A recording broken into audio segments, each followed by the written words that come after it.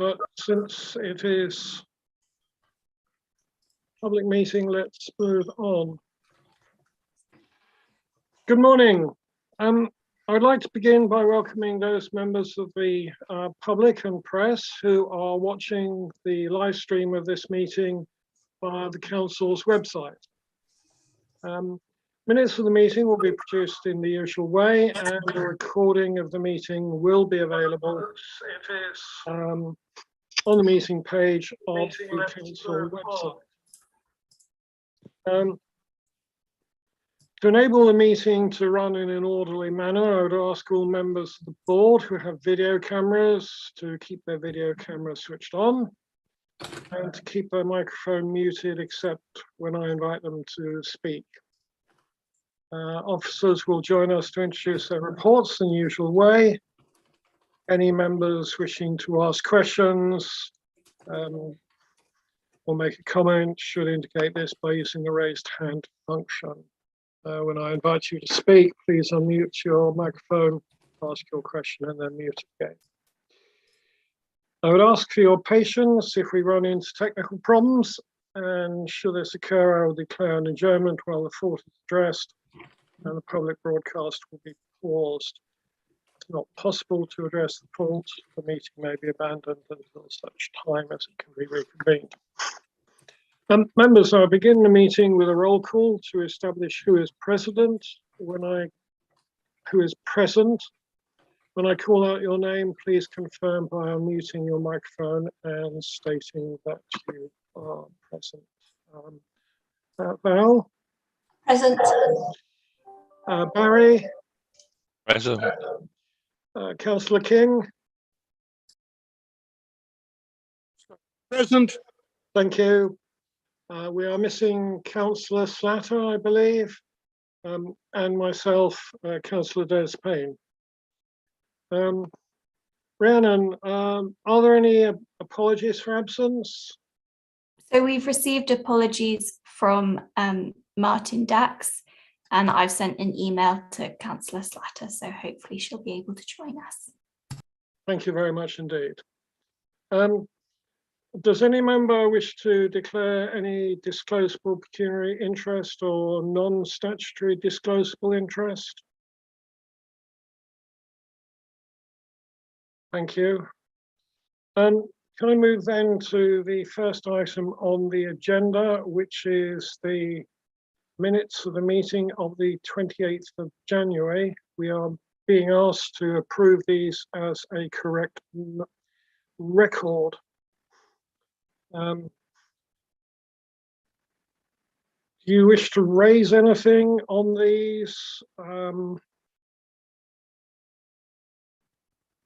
This is purely looking at the accuracy of the minutes. Chair, I'm happy to propose those as a true record. Thank you very much, Simon. Do I have a seconder for that? Yeah, I'm happy to second that. Thank you very much. So on that basis, with no comments from Val, the recommendation to approve the minutes is carried. I will sign a hard copy when the next board meets in person. Do remind me, Rhiannon, to make sure my pen is full of ink for all of those minutes. We have an updated action log, which is included in the published papers. And all the items on that are completed. Thank you. Are there any questions on that? No. Fine. Thank you very much. So we'll take that action log as noted. Now, we have an item which is the minutes of the Pension Fund Committee. These did not come out with the pack, but a link to them was circulated. Does anybody have any questions regarding those minutes? No questions, Chair. Fine, thank you very much. Then I will take those minutes as noted. That takes us on to agenda item number 3, the administration performance report, which I would have expected to be presented by Jo, but she is not with us today. So Yes, I'll be presenting that one if that's okay. Chairman, sorry, Michelle will present all of Joe's papers with the exception of cyber, which I'll present. thank you very much, Mark. Michelle, over to you. Thank you. So just to go through the standard report, I'll just pull out a few items on there. So once again, we've brought under section 2 the administration performance as previously requested. So as you can see from the period December to February there, we've had 6 complaints that were managed informally with 3 compliments for the same period. As you'll see into section 2.2, to put that into the context, and in that period, 4,853 calculation tasks were completed. Under section 2.3, we've also got some detail there about the member survey results coming in quite positively there and the uptake of those. Under section 3, under key performance indicators, again, over the 3-month period there, the performance has been consistently good with all targets being met with the exception of 1. And under 3.4 there, the 1 target that was missed in March is detailed for the particular estimate KPI that was missed there. Under section 4, particularly under 4.3, just some reassurance there that the employer contributions results are quite positive. 98.8% for December, 99.6% for both January and February. So good employer results there in terms of paying over their contributions on time. Under section 5, you'll see under the non-material breaches there, there were 4 stage 2 internal resolution procedures which were not completed within the statutory timescale. And unfortunately, on those particular cases, the extension letters weren't issued either. This links directly into section 6, and there's some further information there that's now been received. So as you'll see, the first 2 disputes on the list there, we now have received confirmation that the further extensions have been issued. So they've got until the 10th of May at stage 2 to provide an outcome on those. The 3rd one on the list, we have received a decision on that stating that it's been partially upheld. The other one that this affected was one of the employing authority disputes, and again stage 2 there has had a resolution of partially upheld as well. So out of those 4, we've had 2 extensions and 2 outcomes as well. The only other thing to mention on the report is under the material data breaches section. This is a new section that we've put in for the report. And the thinking behind this is to, going forward, report any data breaches that we feel that are of material significance, just so you've got that transparency and oversight of this particular area as well. So in this particular case, there was a data breach involving 145 scheme member records, which we think will equate to approximately about 70 data breaches, because the actual breach involved statements and letters being printed on double-sided. All members were written to apologise for the error, and as you'll see in the report, the actual member of staff involved has repeated the training and just been reminded of GDPR and the guidance there. So that's the main report itself. Just a comment on the private appendix, just to say that the 2 on there that were unpaid have now paid. So there's no issue as in terms of any outstanding contributions now. The ones on there are all deemed as late payments, but I'm happy to take any further questions on the report. Okay, you had questions from Councillor Slatter, Val and Barry, and I'll take Councillor Slatter first, if I may. Thank you, and apologies for late arrival. I did start trying to come in at 1:45.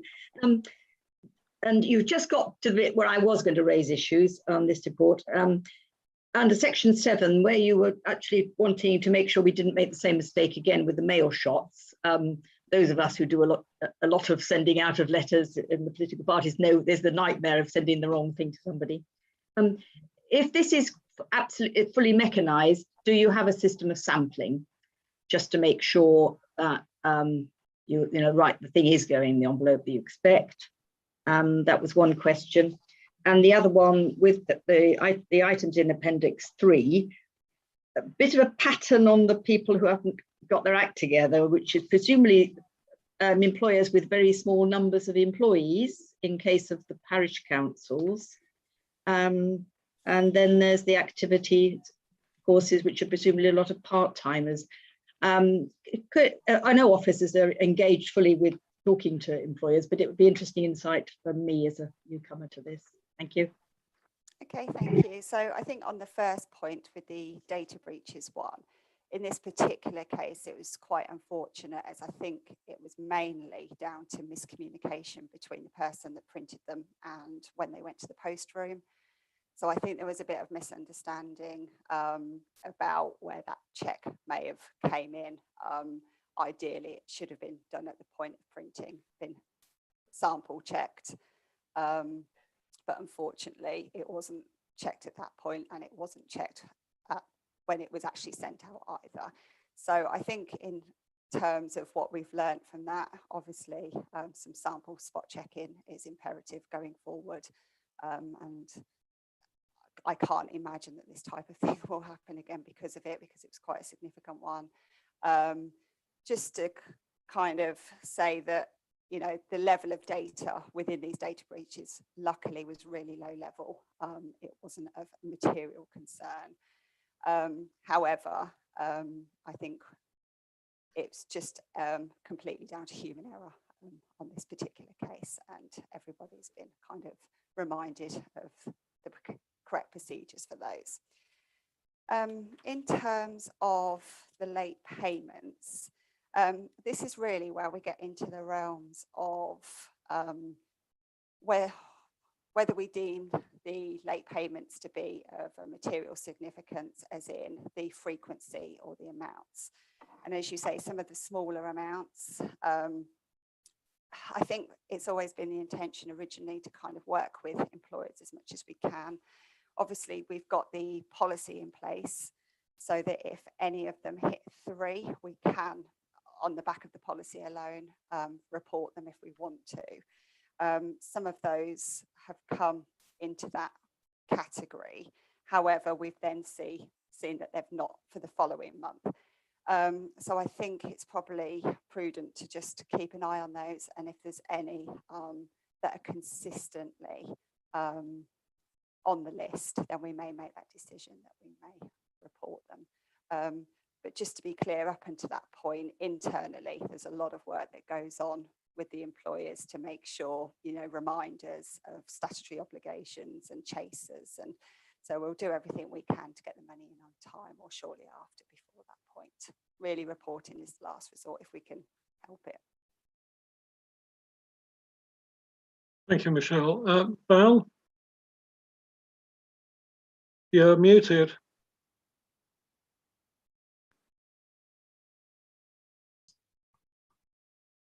Thank you for that reminder, Dennis. My questions are on the same points, really. 7.1 about the material breaches.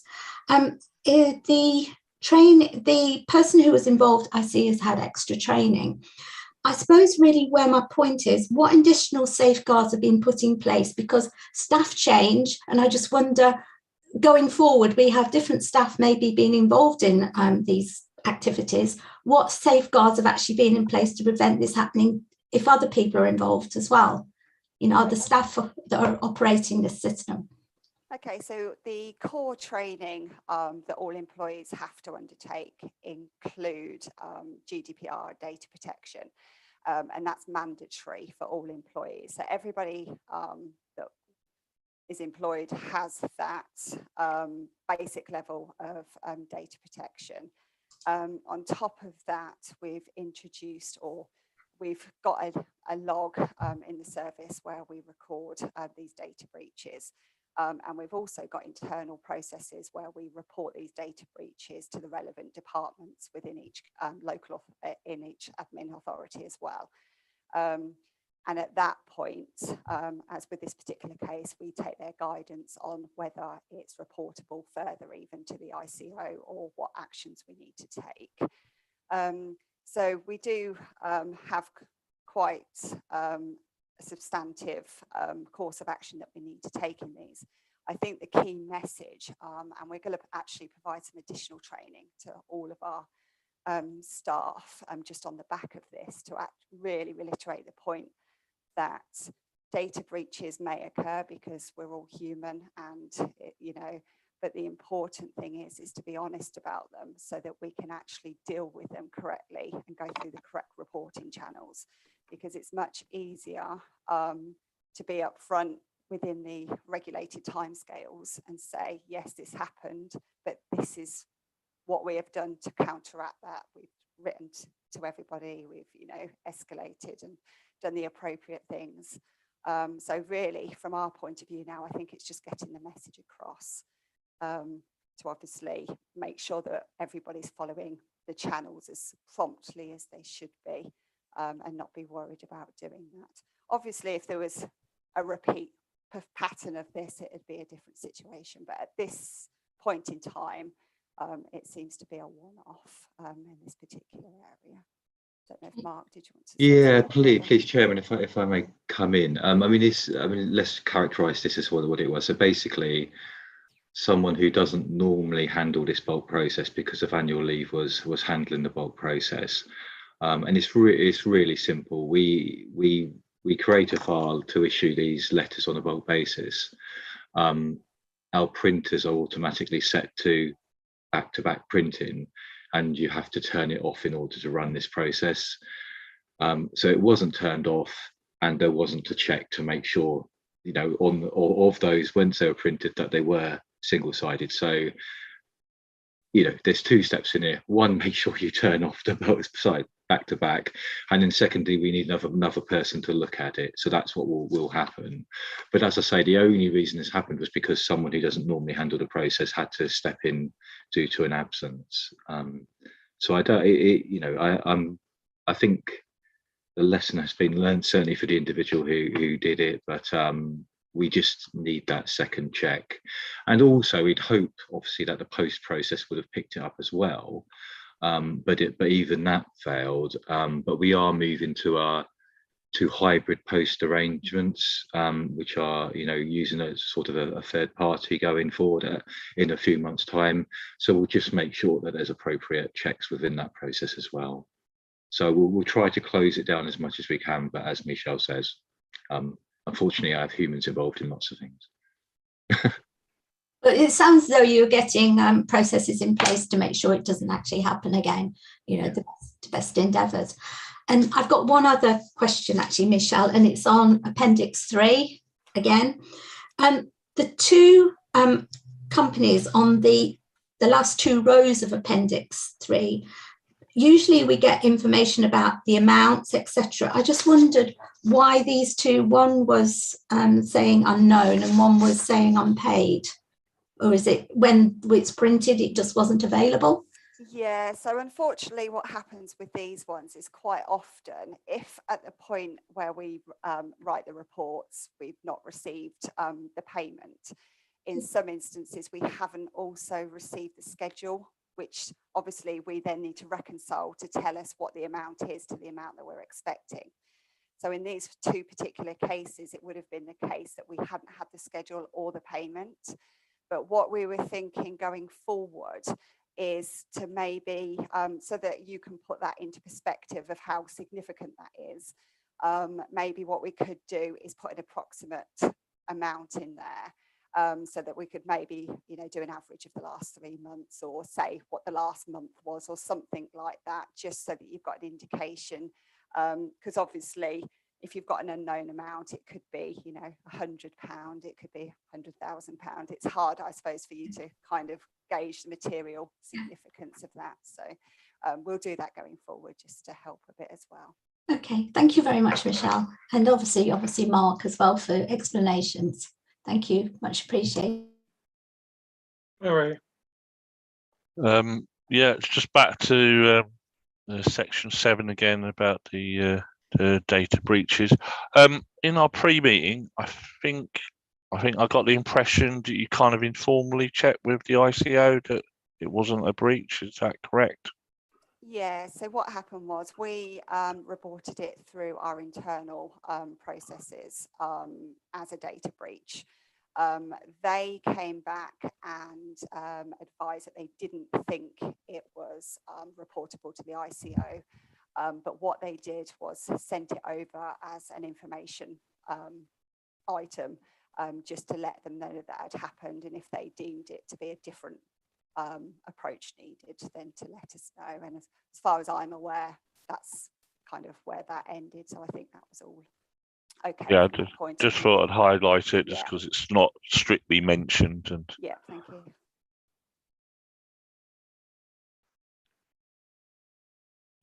yeah, and that's it from me. Thank you very much. I was almost going to comment about your training on the back of this, Michelle, but I thought perhaps that that wasn't really as funny as I thought it was. Anyway, thank you all. Board is being asked to note the report. I believe we have done that. Thank you very much. And Michelle, the governance and compliance report is then in your hands as well, I believe. Yes, thank you. So again, I'll just pull out a few items from this particular report of significant relevance.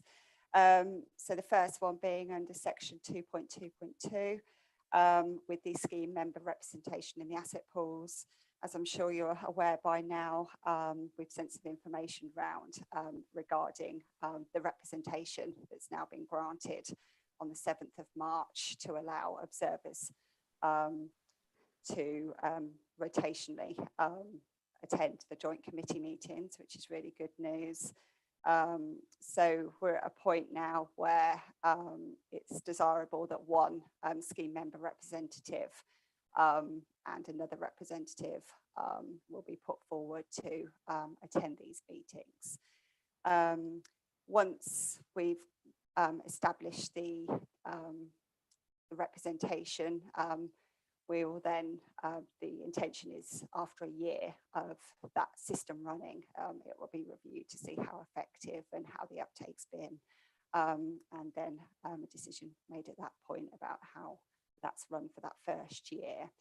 So in conjunction with that now, the inter-authority agreement is currently being revised to reflect that change. And then for us, in terms of our governance, once that's gone through, we will then have our constitution changed to reflect that, and the governance and compliance statement to make sure that we're fully compliant with that change from a governance perspective as well. So I suppose at this stage, I don't know whether we want to open it up to whether we want that conversation generally about whether you want to potentially put your names forward now or wait until there's meeting dates, or just it's up to you how you want to. Shall we complete your report and then come back to that? Yeah, that's absolutely fine. But I think it would be useful to touch on that. Yep. So the other section under 2.3, just to pull out, is the pension dashboards. And this is particularly relevant because it features as a business plan activity as well. So you'll be seeing updates on this as time goes on. Just really to say that the consultation did close on the 13th of March. And the consultation did propose staging the deadline of April 2024 for public service pension schemes.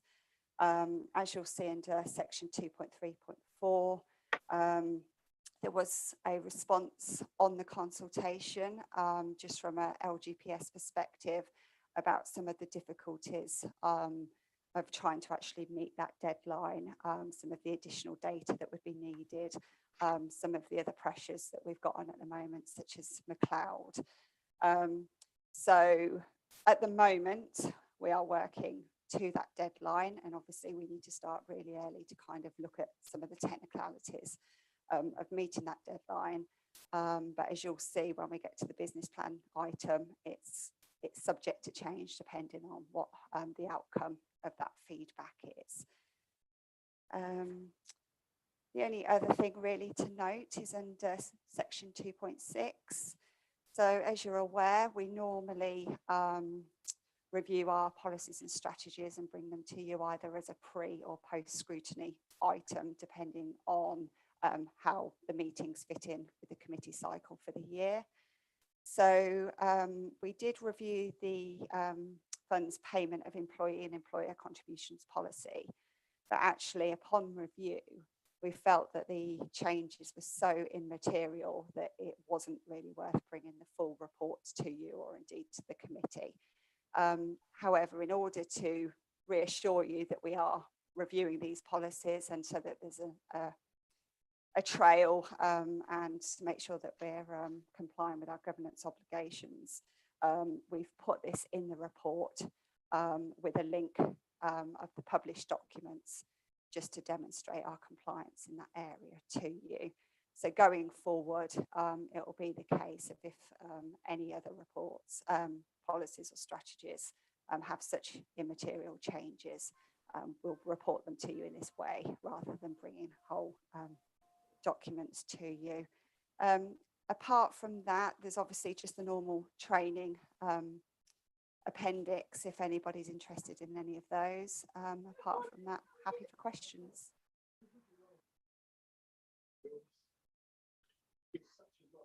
Thank you, Michelle. Can I just shut my door here?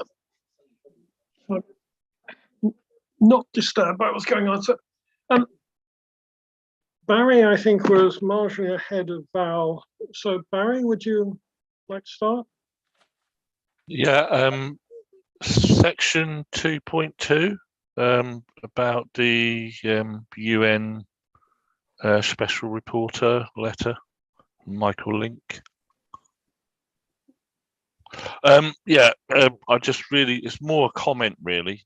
Obviously, I believe it's quite sensible at this stage for the fund not to comment, since there is national discussions, but reading the letter, part of our role with pension board is to check for breaches of the law, and there's potentially several international laws and British laws that could be in breach. So I kind of just wondered, sort of hypothetically, if there's some sort of disagreement at national level, what happens, because he has highlighted various laws that potentially have been breached. Yeah, I don't know, Mark, whether you've got a view on that at a kind of higher level. Yeah, I mean, I think there are even questions as to whether the gentleman had the right to contact funds in the way he did. So I think there. I mean, but I'm not. I mean, obviously, we've got a letter from an individual, and just because someone in a letter says something has been breached there needs to be an investigation as to whether that is actually, correct.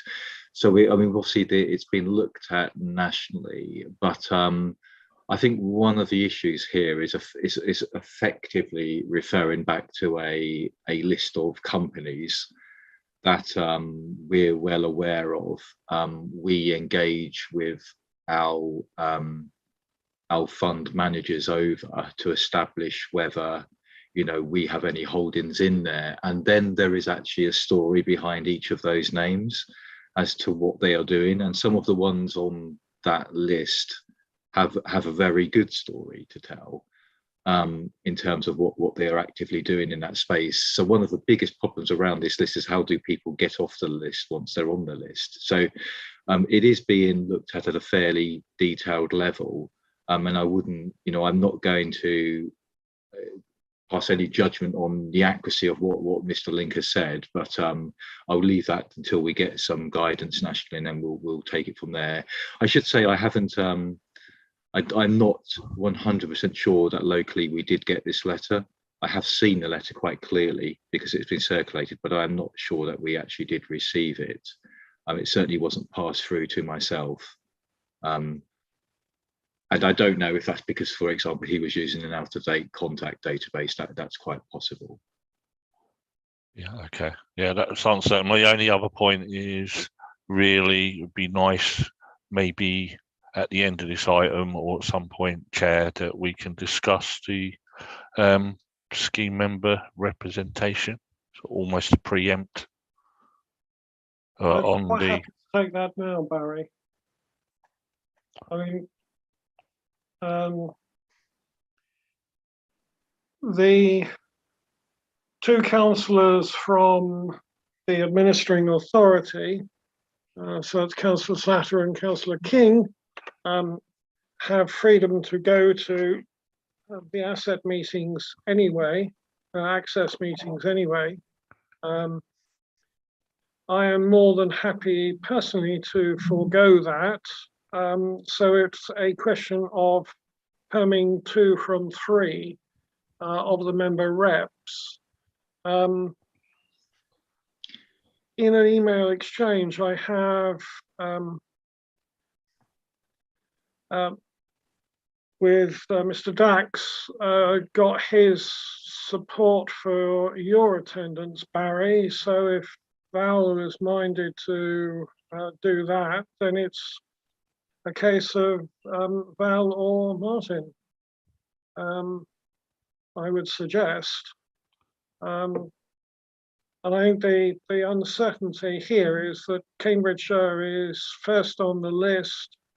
We don't know when the next meeting will be, nor when the necessary changes to the agreement will be in place, but it does make sense to have preempted or at least got a position in case everything happens and we're approached to send 2 people.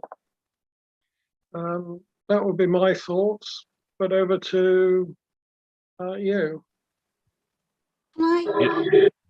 Well, Thank you, Dennis.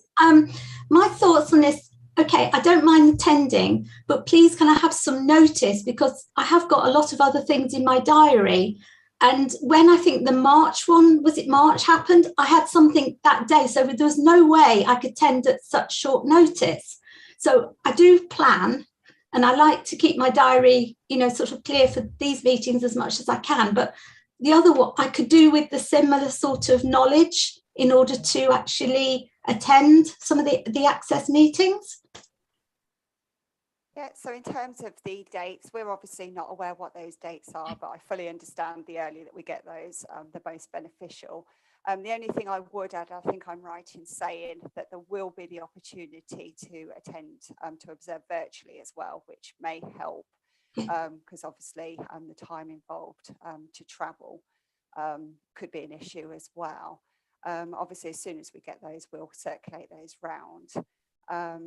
And yeah, if there's some particular training that members would like, either generally or just as an observer, or some documentation to support that, if you let me know, and I can arrange that for you. That's brilliant, Michelle. Thank you. Dennis, could I just come in on some technical points here, just to add some colour to this?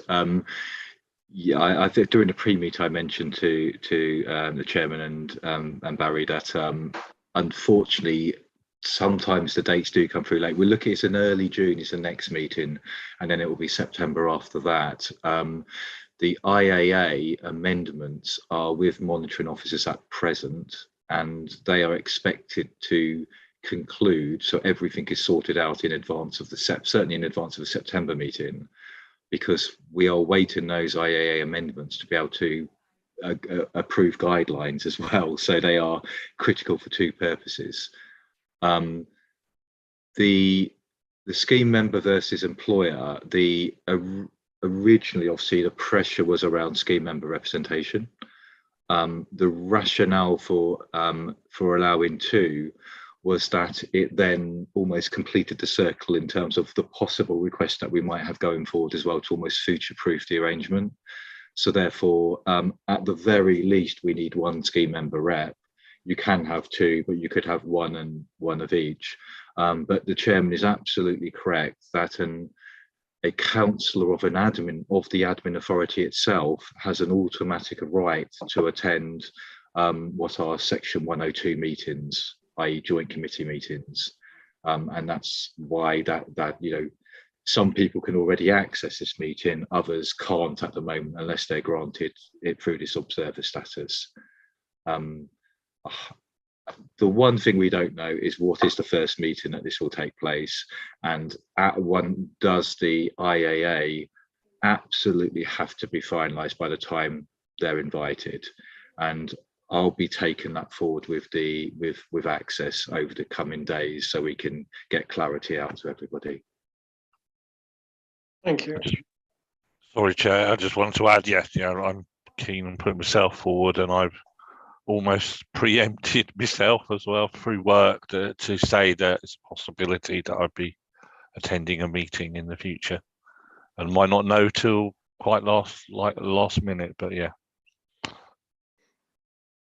Val, do you still have something outstanding? Yeah, I do. Thank you. Okay. Thank you very much, Dennis. It's really to do with items sort of 2.4, 2.5, which I feel could be interlinked in some respects. One is obviously about pension scams, and more probably pensions with maybe the DB scheme, and the other is about the AVCs. I suppose really where my questions are coming from, I see that there's going to be sort of reporting in respect into action fraud, but what controls are actually in place when somebody contacts the call centre to say, I've got a DB scheme, I actually want to take it to X, Y, and Z in Nigeria or whatever. What controls are in place to try and persuade that person not to actually do that sort of thing? And I suppose I've got a similar thing with the AVCs. How do we, sort of guide our members to actually not want to invest their money in sort of what sounds to obviously the professionals in the call centre to, sort of not invest their money in those sort of activities? Yes, thank you. I'm sure Mark will add some more detail around this, but in particular with the transfers, there is now, and there's always been a system for checking these transfers, but due to the increase in some of these issues that are coming up, it's quite a robust system now in terms of any kind of warning signs and red flags that come into us in terms of potential transfers. Obviously, there's advice there in terms of any large transfers have to get professional advice. And there's also some additional requirements being put in place and checklists that we need to go through to make sure that we've done everything we can if we suspect that it's a fraudulent transfer in any way or not in the best interest of the member, that we've flagged that as much as possible. we send out all the correspondence in terms of pension scams, all the links and everything to kind of make people aware. And if we feel it's inappropriate, we may even phone the member just to double check that they're absolutely happy with their decision. But Mark, I don't know if there's anything further on that. Yeah, I mean, so the kind of transfer problems which you've seen in the dispute resolution process relate back to, let's say, 2013, 14, when, you know, pretty much the only requirement was for us to issue a Scorpion leaflet, a scam leaflet. Now, as Michelle says, we effectively have to, so we are dealing with the individual for a start. So we don't deal with the third party, we deal with the individual, but they're signing off a whole load of statements so that you do understand it. As Michelle said, there is that FCA regulated device that has to be sought and we have to check. We're having to do things like residency checks, for example, to make sure that, or you know, occupational, that if it's a legitimate pension scheme the trans is referring to, and it makes sense that they're doing it. So all of these things are increasing. So it takes weeks, if not months, to go through that process for someone to reach the point where they have completed everything to say they want the transfer to conclude. So I guess the person on the call to the helpline is only some sort of general information that's being given at that point, and the real meat of the process is quite a lengthy and quite a few hoops to jump through for something to transfer from a DB scheme to particularly an overseas arrangement now. Okay. If only you had all that in place years ago. Okay, and Michelle, thank you very much, Mark. Can I just ask one more question? It's on page 33 on the training log. I noticed in September 2022, there's an LGC Investment and Pension Summit. I just wondered if you have any more details now. I was just hoping that it wouldn't be on the same date as the investment subcommittee, because probably quite a few of us want to attend that as well. Yeah, no, I haven't. I did check, I think it was last week now, just to see if any of those dates or further details had been confirmed, and they hadn't at that point, but I will continue to check. Unfortunately, it seems this year in particular, things are coming out a bit late in terms of dates for the diaries, which are already causing a bit of a problem in terms of scheduling clashes and things like that. So I don't know at this stage, but I'll obviously keep checking. And as soon as I know what the details and dates of those are, I'll update this report and circulate the details to you. Okay, thank you very much, Michelle. That's the end of my questions. Thank you. Councillor Slatter, thanks for your patience. Over to you. Well, I'm actually going to incorporate a couple of Val's ones in as well. First of all, since discussion of representation, going and looking in on the asset, the asset pool, I am a little concerned that are we just talking about councillors from the board as opposed to councillors involved in the pension fund in other committees? Because I certainly personally am very glad that Dennis and Barry have been able to take over chair and vice chair responsibilities. I'm glad Barry would be available, but I feel we have a talent pool to deal with the asset pool, perhaps larger to fish in as far as councillors to represent Cambridgeshire are concerned. Maybe we can discuss this later as was first suggested. Though I appreciate that it does need to be decided, so we've got a name or two ready. And again, names and substitutions, if the law allows, are such a help when people have crowded diaries. That's one point. I don't know how Councillor King feels about that, but I think we need to make sure that the person with the greatest relevant expertise is representing our pension fund. And if they're a councillor with those expertise, going along with Barry would be, I think, ideal. Sorry, county councillor, I should say, Dennis. Following up on what Val was saying about the relevant to the scams and the responses, where we have got in 2.4.2 that we are now putting as part of the transfer out process, hopefully we do actually start reporting to the pensions regulator at that stage, so that they do have the opportunity to flag up, yes, we've seen this one before, rather like with the police doing phone scams and so on. If people, swap them on social media, somebody says, oh yes, that's a scam, steer clear. Could you just confirm at what point in the transfer out process we would be involving the pensions regulator? And maybe are they concerned that they only hear about it afterwards and can't help? Thank you. Yeah, so in terms of the pension regulator, as a general point, I suppose another point also to note is this ties in directly with the risk register as well, is we're also signing or going to be signing up to the pension regulator scams as well. And it's an incentive basically to help combat scams and be part of that system that the pension regulator provide as well. So once we have that, that will lower the risk in that area as well for us, and it will just be something else in addition to have behind our belts. Mark, I don't know the specific point in the transfer value that transfer process that we report that now. Do you? Well, it should. Detail? Yeah, well, it should be when the casework officer is obviously in that process of discussion with the scheme member over what they're trying to transfer, what vehicle they're trying to transfer it to. If at that point we felt it was a scam, then that's when we would basically be seeking to report it.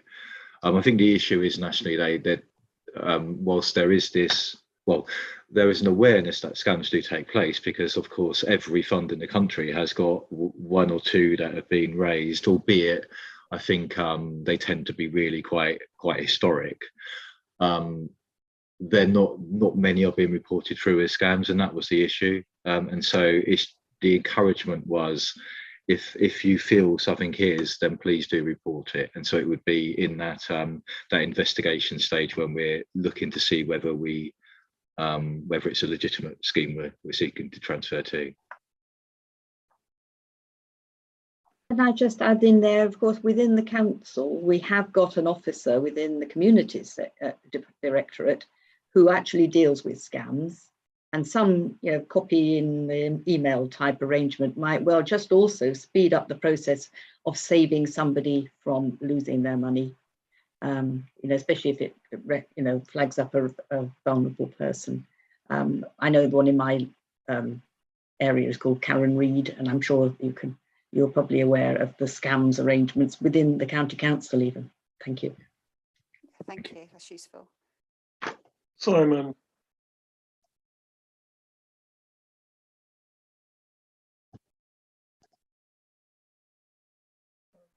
Sorry for the delay, Chairman. I was trying to unmute myself. You managed to turn your camera off in the process. I did. I know I hit the wrong button. Well, I'm back now. So, yeah, just picking up Councillor Satter's point about representation. We already have representation, of course, on the Access group. What we're talking about really is people just observing, and I have no problem with it being broadened. I think if that were to happen, it would have to be virtual because there's quite a lot of people on the Access group already. And I think finding a room sufficiently big could be a real problem. But certainly I would be very sympathetic to the idea of these things being done virtually, as Michelle suggested, and certainly that would make my life a lot easier. And I welcome this clarification that other people can attend. So I think broadening it, yes. I think the logistics need to be thought about. That's my only concern. Thank you. thank you, Councillor King. Barry? Yeah, it's back to the scheme member representation on the Access pool.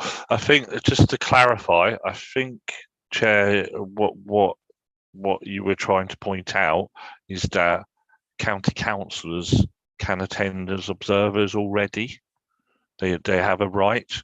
Part of the reason for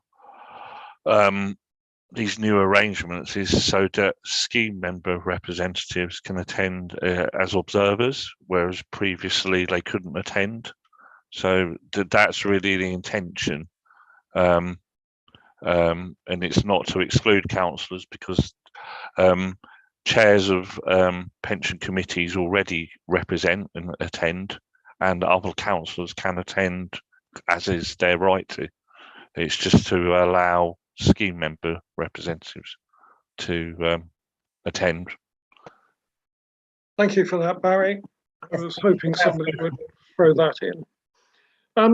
Can I ask one question? This is probably for you, Mark. On 2.1, if we assume that the requirement to have a plan is the thin end of the wedge to actually requiring you to implement the plan, do you happen to know how much of our assets are already in local projects? Well, define local as long as we can include things like regional. So we actually have quite a bit which could be classed as local, but certainly in terms of ambition. So there is the local Foresight regional fund, which invests in local businesses or businesses within the region. There is the Cambridge and Counties Bank. There is the investment in the Cambridge Building Society. So we could, if those sorts of investments are part of that that category, then we could be at 5% already. We've also got within the infrastructure, there will be individual infrastructure assets that are no doubt quite local as well.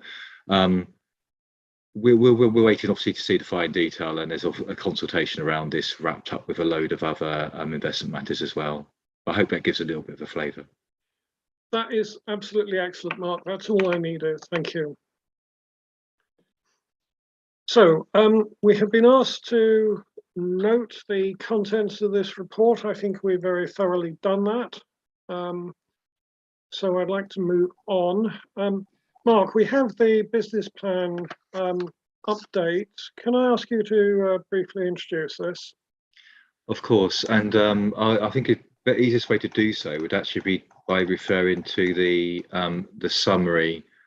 So I'll just go into the right file. It's got two very similarly named, as you can see. Yes. Yeah. So we have the update of last year, followed by on the next agenda item the new business plan. So I'll talk through the update first, obviously. And if you turn to the summary page on page 50 of the pack, that's the, if you like, the end of year position of each of these activities. And I'll just go through that and then pause and then talk about the end of year financial position. I think generally I'm quite pleased with the progress we made against our business plan activities, with one or two exceptions, I guess. So in terms of at the beginning, the procurement ones, we concluded investment and custody procurements. So they have been finalised with the reappointment of Mercer and Northern Trust. We have the next three items are ones where we're where we thought we would be in terms of progress. They obviously form a part of the new business plan, and actually there's an awful lot of procurement activity over the next couple of years. The business continuity plan we completed, a draft of that. The cyber resilience, I think we've done some really good work on, and of course that's a separate agenda item, so I won't expand on that here.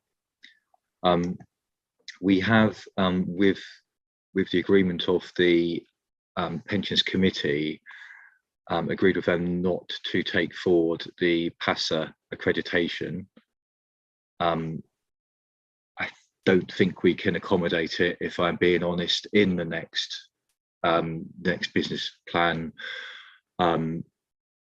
it was a nice to have, and actually we've been using customer service excellence accreditation in order to progress our customer journeys and improve them.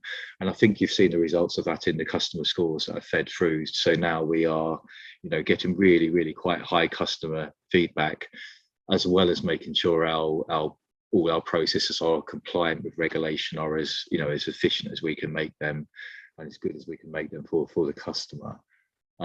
So I don't see a benefit of doing that without detracting from the really critical activity we've got going forward, and the Pensions Committee did agree with that. The Code of Practice was clearly delayed because the Code of Practice wasn't put out there by government, so that's obviously been rescheduled. The GMP rectification will conclude in the next year's business plan. The McLeod project is obviously a longer term one, which I think it's fair to say we didn't get the employer data in and the records updated in the timeline we originally envisaged. But what's actually happened is the rectification date has been pushed back by government, giving us a longer period to be able to get the employer data in, and we're taking advantage of that longer period. Particularly with a couple of our larger employers, or our larger data providers, should I say, because they very often manage data for many employers. The one which I've constantly flagged as being dissatisfied with progress has been the undecided leavers. I'll pick that up in next year's business plan as to what we're doing there. The liability reduction exercises was a bit of a nice to have all along. It's where we were effectively chasing people who had failed in the past to reclaim a refund of pension, and as you're aware, in order to keep on top of everything else, we did suspend that activity during the year.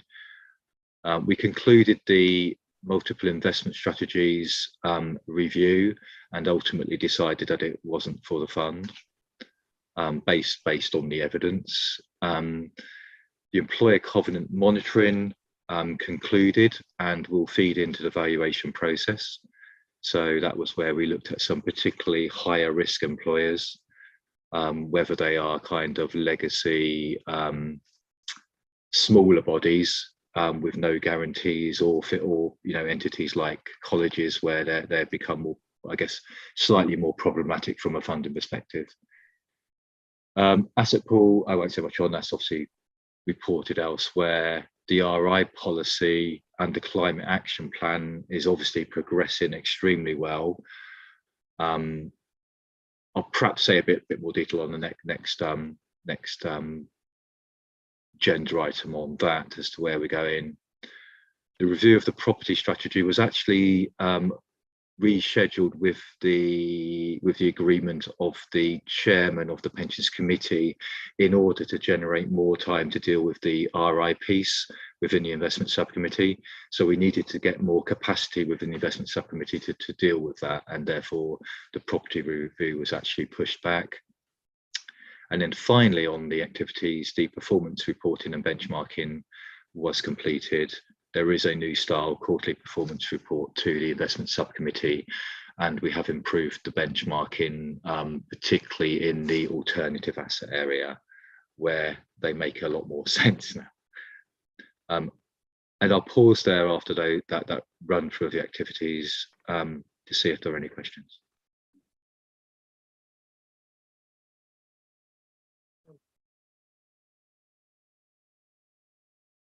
Looks like, Mark, that the range of achievements there, which is excellent, has stunned people into silence. So do move on. Okay, thank you. And just to round off with the financials, obviously on page 53, the big unknown until we actually finalise the annual report and accounts is the profit losses on disposal of investments and changes in the market value, particularly the changes in the market value.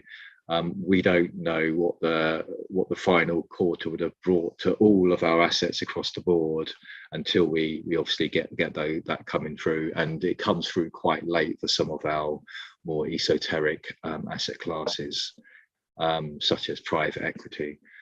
for example. However, the bit which is completely under our control, or mainly under our control, the administration expenses on the next page, you can see we've got a tiny variance being projected across a 2.5 million budget. The story behind that is in the table below, where we had an underspend on staff, mainly due to vacancy factor, but we did invest in some more technology, and that offset that. But hopefully that all makes sense. I can see Councillor King, Chairman, has his hand up. Yes, thank you. Councillor King. Thank you very much, Chairman and Mark. I thought it was a very good and very well written report. The quality of the reports overall have been excellent, I think, today.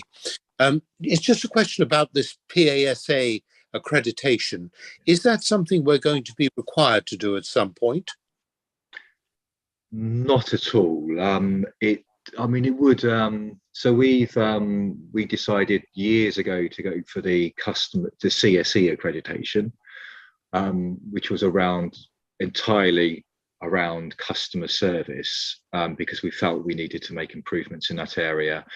And that was sort of a cycle whereby you have a main review, and then you have an interim review for 2 years, and then you have a main review. And I think we went through a process of having 2 main reviews and probably all the interim reviews. So we were doing it for probably at least 5 years. We felt we'd reached a point where we weren't getting any more out of that process because of the improvements we'd made. However, I think with this is perhaps something that you're not aware of, but some time ago I put in place a quality assurance board, which is a internal board which senior officers attend. And what we look at is when we look at scan the environment, look at the regulatory changes, look at pension regulated decisions, look at our own disputes and complaints, and look at what we need to improve or change on our work processes. And with the end aim of making sure everything is of the required quality. So I have that in place. What I don't think I have the capacity for is effectively to go through another process of meeting external targets, which could involve my key officers when I need them doing things like the McLeod project, putting in place the pension dashboard. So I think it would put at risk the very things that we legally have to do for the sake of getting an accreditation. Once we're through that, I'd be happy to look at it again. Thank you very much, Mark. That seems very sensible to me. And, it's something perhaps just to keep under review. Thank you. Absolutely.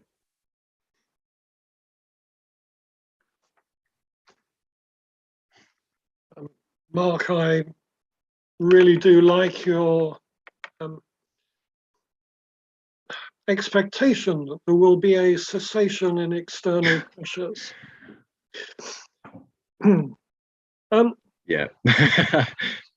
Particularly since we will be moving on to the medium-term business plan. I think can I take it that we have noted this particular report? I will, thank you very much. So Mark, moving on to the annual business plan and medium-term strategy 22 to 25. It's with you again. Yes, thank you, Chairman. And obviously, I think the front end of the strategy does look broadly like it has in the past, but we have changed the manner in which the activities are sort of set out. So just going through it, I would just flag on page 63 what I have made a structural change. So this is obviously the direct reports into myself in the functional areas. So investments and accounting is now joined together, whereas previously it was separated. But what I did do was create an additional role into myself, the systems and project manager. So we went from effectively, and this was in place informally during the last year, but it's now been formalized. So I did for a period of time have 6 direct reports, but then Richard Perry retired from investments and I merged investments back in with accounting like it was in the past under a gentleman called Ben Barlow, who you will perhaps see over the course of time now. But it was really important to get this projects manager in so we can better deal with these medium-term projects that are coming through, rather than having to outsource things. If I scroll down to the financials, I think the one thing that may stick out on the management expenses on page 69 is the governance. There is a big leap from 701 to 900k, and then it goes back down to 750, and this is the impact of the valuation. So every 3 years there's a spike in the actuarial consultancy fees, because a huge amount of the activity is concentrated in the 1 year, and that's the reason for that. The other thing that perhaps will be picked up is there has been an increase in the county council overhead recovery in the table below. And this is because there's been a reassessment of the ERP platform costs, and that, so aside from some inflationary pressure in there, obviously, the one line that was looked at in a bit more detail was the ERP system costs, and the section 151s are satisfied from both West Northampton's perspective and from Cambridge's perspective with that increase, as it looks reasonable. I would say that I would flag on that actually, since West Northamptonshire Council has taken over as the lead authority and most of our corporate overheads are in that space, there is still an exercise which will feed into next year's figures to actually effectively to look at every single line and make it rebase it where appropriate. But that will be in next year's costs, and I don't know what direction that will go in, to be absolutely clear. I'll pause there before I move on to activities. Are there any questions around anything up until page 71? Doesn't look like it. Okay, thank you. Okay, so in terms of, I won't go through all of these because the majority are things you've already seen. As you know, we do deal with lots of multi-year exercises and projects. The procurements, I have pulled together a Gantt chart that with much more detailed planning on this now, and just making sure that we have got the capacity, and I'm already in discussion with procurement as to which of West Northampton, Cambridgeshire County Council procurement teams will help us lead on each of these procurements. So there's a lot of activity there. I am spreading it across my senior management team, but I'm confident that it is achievable. The one which is completely fresh is, of course, it's actually, sorry, a bit later, it's the pension dashboards, which is on page 78. So that's obviously the one activity which is completely new. I will touch on the undecided leavers because that hasn't moved how I'd like. I think broadly we have the resource in there now. At the moment, the service has exactly the number of vacancies I expect to have. So I include a vacancy factor of, I think it's up to 6 people now within our, so 6. So out of the 80 odd full-time equivalents, I always expect it to be around half a dozen vacancies, and that's exactly where we are. We need to progress. I believe around just over 3,500 backlog, if we call them that, unprocessed leavers, in order to have a net decrease of around 2,500. And that's because some will flow through from, you know, business as usual and won't be able to be progressed because there'll be various issues with them.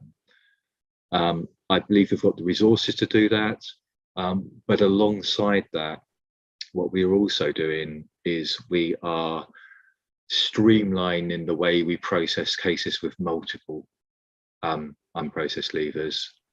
And what we've been doing in the past is if there's been something which is preventing them being done in one record, it's been stopping us processing the other ones, and we're changing that.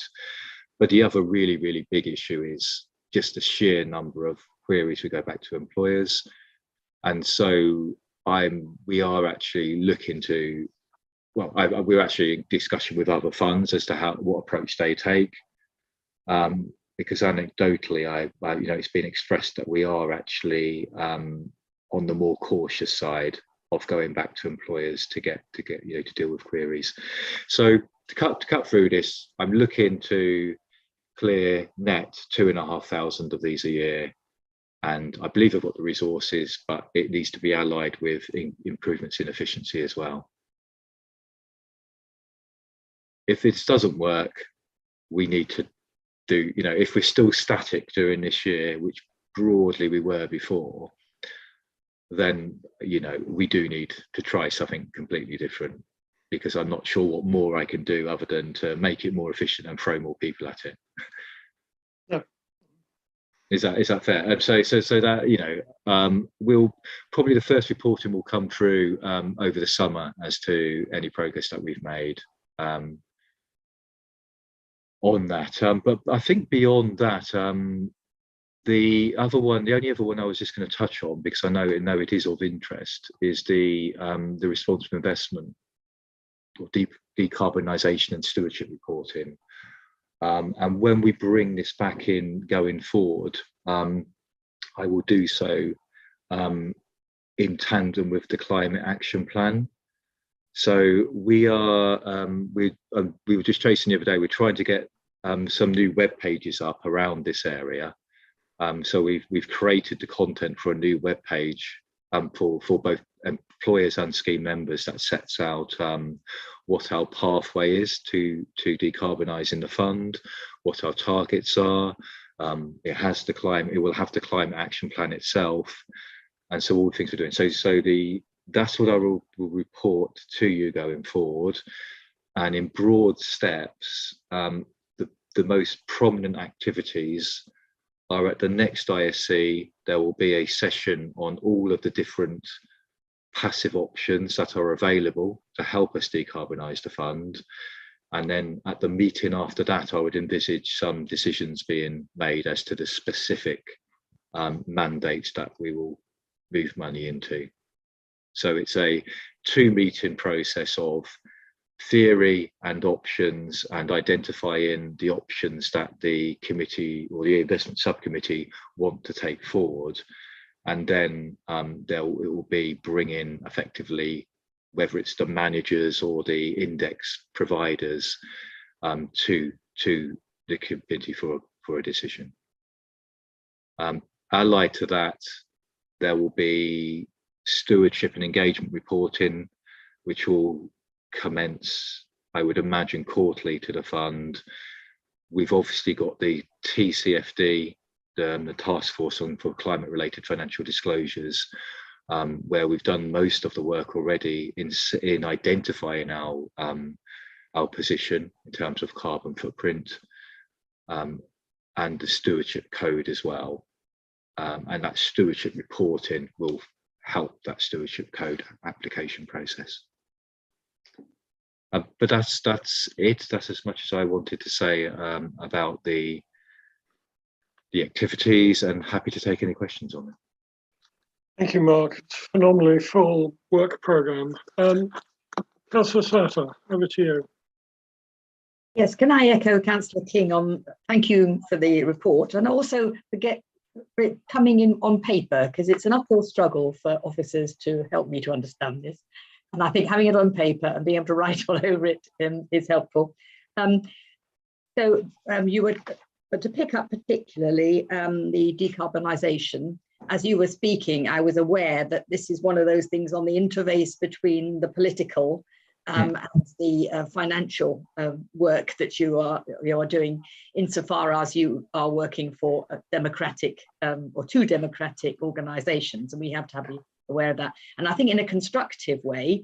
Obviously, I know that Dennis is well aware of individual councillors, not necessarily in the pensions fund groups, who are very keen and well informed and may well have experience. And I'm assuming that Northamptonshire is the same, in that you must be aware of leading councillors outside the pension fund committees, who would probably be wanting to contribute to this or be aware of it and may be held responsible for it by the public.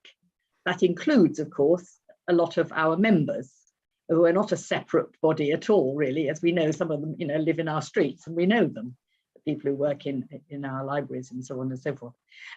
So just wondering whether you do put out feelers informally with lead councillors in both councils, just to make sure that there is, none of us get caught out by somebody saying, well, what's going on, and perhaps the councillors not be informed enough. It's obviously our duty to talk to one another, but I'm aware that you're dealing with two councils. Yeah. I mean, obviously, I'm completely aware of the sensitivities around this. I mean, in the Northamptonshire space, I actually delivered a presentation to the councillors of both North and West Northamptonshire. Ran a session, and I mentioned to Councillor Whelan that this was going to happen, and I'd be happy to do something similar for across Cambridgeshire. And to that end, it's only just happened, but I've just produced my team have taken the presentation I took and updated it for Cambridgeshire. And I was going to share that with Councillor Whelan as this is what it could look like, and take a view on whether that would be useful to do. In terms of the process we went through, I mean, what was really awkward is we obviously did contact every single scheme employer in the fund, and the key, we are talking about very, very senior officers within those organisations, and asked for their feedback, and it was up to them as to whether they decided to discuss that with politicians or not, quite frankly. But we felt we got useful feedback, but it became apparent that, as Councillor Payne knows full well, it was imperfect. Whilst we got very, very few bounce backs, the message clearly didn't get through in the way we wanted. But we are being very, very transparent now in what we're putting out in the public domain. So as I say, the content is ready. It's just the technicalities of someone getting it on the website. I think we're in discussion with the two teams. So that will be out there. I'm happy to have wider discussions with groups, but the only thing I'll pick up on what you said is very clearly it is the admin authority is the party that effectively must put in place appropriate arrangements for the management of the pension fund. I must have people with the required skills and knowledge to make the decisions, and they've delegated it to the pensions committee, and there's oversight of that process from yourselves. And I think it's really important that the correct we understand what the primary duty of that committee is. And part of the training I delivered to the councillors of West and North Northamptonshire was just an explanation of the governance process and the fiduciary responsibility and what that means. It doesn't mean for example, you can't divest from fossil fuels, but it means that you need to understand the consequences of divestment from fossil fuels and what that would mean. And so really, yeah, I mean, these are incredibly complex arguments, aren't they? Indeed, and I think transparency is a key word. Nobody is going to get unanimity, and as councillors on this call know, nobody can represent the population. That's impossible because they're so many and varied, and we do our best. And I think that's what you're saying is clearly we're doing our best. But when it comes to the technicalities and the competence of the people actually making decisions, of course, that rests with you. any more than I Yeah. will try and mend a road. I will trust officers, you know, but might be aware of a debate about different sorts of slurry, not be directly involved unless I happen to be a roadman myself. That's the sort of difference I see. But I think it just is a time when you can, well, Councillor King will know, we are held responsible for everything that goes on, and we don't want to be evasive, and having a really good, a full website to refer to is extremely helpful, as well as paper copies of your reports. Thank you. Yeah. If I may, Chairman, I mean, one of the hardest things, whether you sit on this board or if you sit as a councillor member or you sit on the pensions committee as a councillor member, is actually you are there making decisions for a group that is not your residents. It is, you know, you have a different hat on if you are on the board or on the committee as a councillor member. You are no longer making a decision for the benefit of your residents. You're making decisions for the benefit of the scheme members, and as a secondary consideration for the benefit of the scheme employers in the fund. That's not unlike most of what we do, actually. Yeah. Mark. You know, if you're looking about schools or, you know, they include our residents, they're not a separate population, and their interests will not be identical with one another anyway. So it's familiar territory for us. Thank you. The critical difference is, I would suggest, and again, I may be willing to be put right, that we take decisions that have a much longer term impact.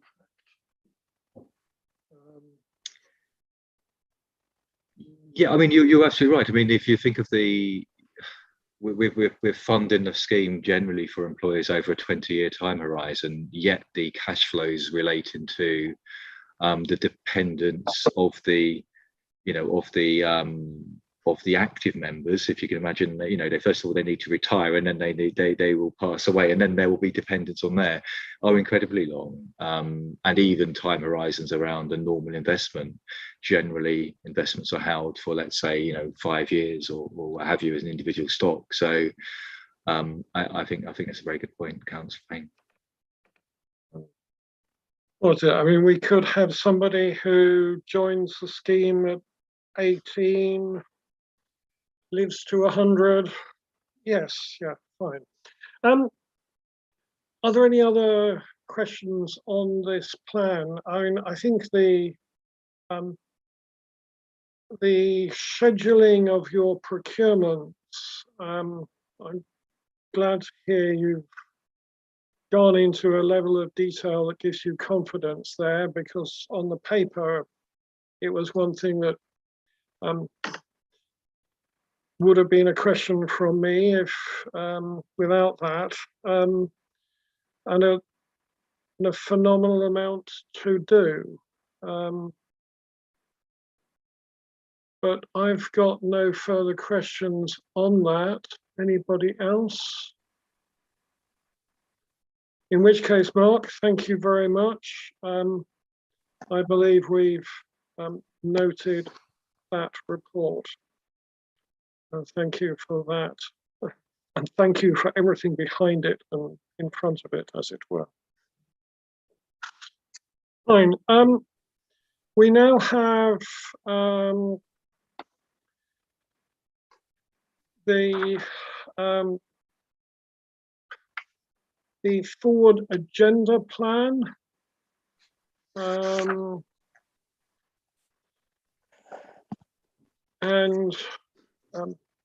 This is just a quick question as to whether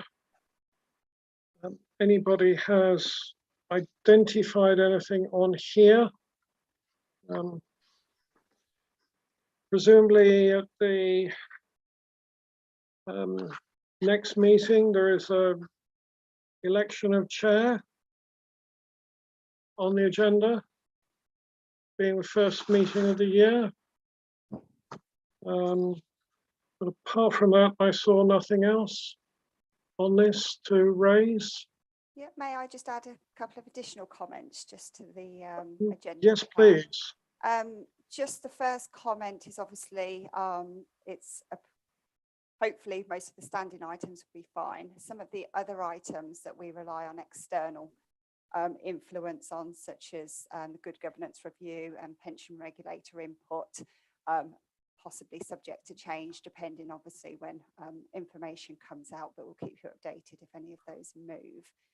The only other thing I really wanted to gauge opinion on and whether it'd be helpful.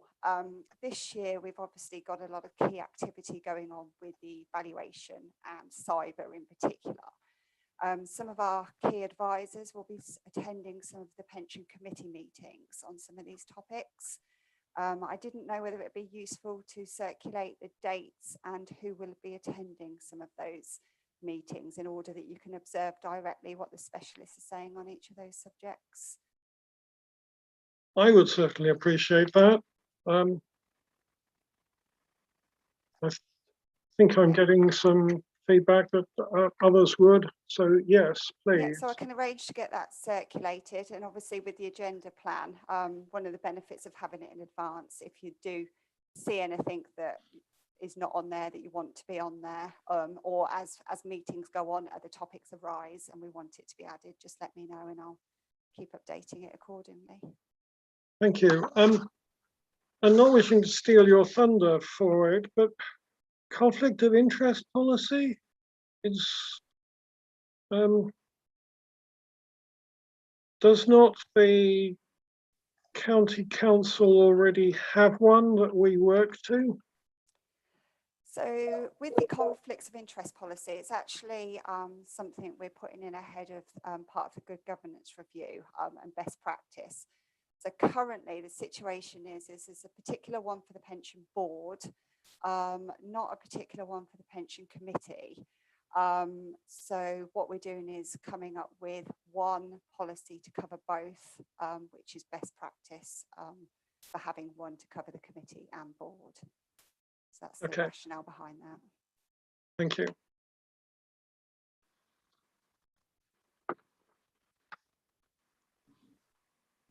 If there are no other questions, I will take it that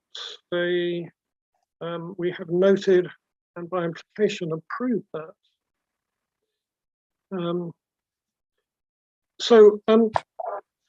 The next item on the agenda, or the next items on the agenda, are ones that are exempt, and we wish to move that it's necessary to exclude the press and public. So this is a question of whether members agree to resolve that the press and public be excluded from the meeting on the grounds that the reports contain exempt information under paragraph 1 and 3, part 1 of schedule 12A of page 1 of 326 of the Local Government Act 1972 as amended, and it would not be in the public interest for this information to be disclosed in discussion, as it contains information relating to individual and the financial business affairs of any particular person, including the authority holding the information. So if you agree to that, would you please indicate in some way, nod, raise a hand, thank you, in which case can I ask that the sharing of this meeting end.